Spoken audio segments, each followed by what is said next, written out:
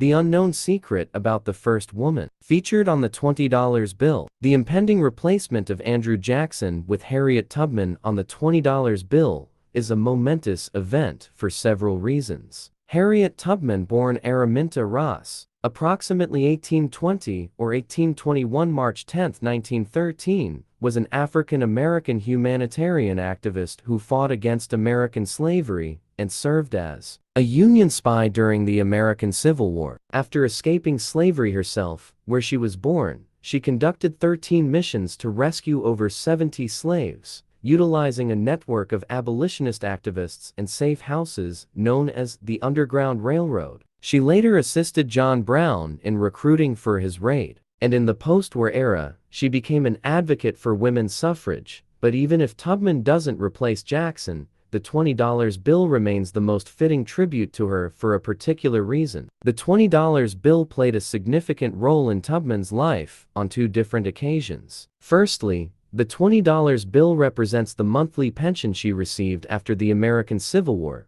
during which she provided valuable intelligence and espionage for the Union cause, although this amount was less than the $25 monthly payments to soldiers. It was the result of a long legal battle to secure her pension. As Phil Edwards of Vox wrote last year during the social media campaign to place Tubman or another woman on the $20 bill, the bill played a major role in Tubman's efforts to free her own father from slavery. According to MSN.com, in Tubman's first biography, Scenes in the Life of Harriet Tubman, published in 1869 by author Sarah Hopkins Bradford, Tubman's struggle to free her parents is recounted as an example of how she rarely asked for anything from others. Though she thought so humbly of herself, she had an unbounded trust in the desires of her own race, and she was unafraid to inconvenience those in power if necessary. "I'll be ready to go when I have my $20." In this story, Bradford wrote that Tubman believed she had been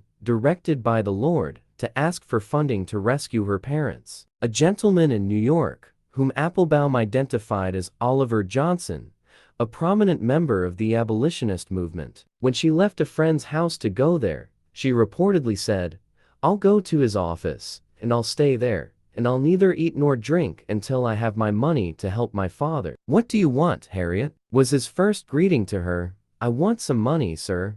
"Oh, do you? How much do you want?" "I want $20, sir." "20? Who told you to come here and get 20? "The Lord told me, sir."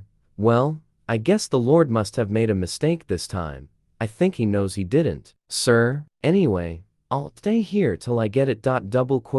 So.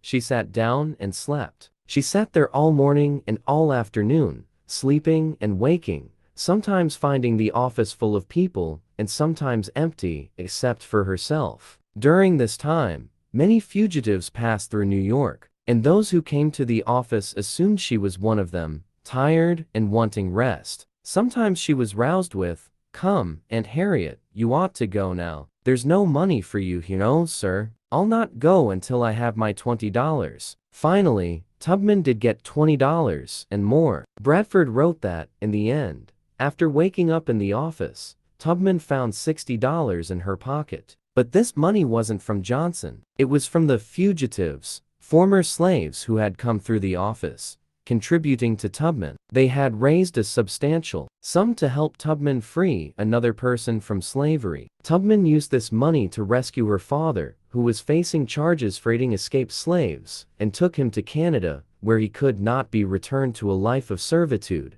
Admittedly, a $20 bill today can't do as much as it did in Tubman's time. But when her face graces the new $20 bill, she'll be a part of every transaction involving that denomination, a currency even a stalwart figure of the anti-slavery movement didn't want to part with when it came to helping her father. And for those who know this story, it will be a reminder of the value of a $20 bill to those less fortunate.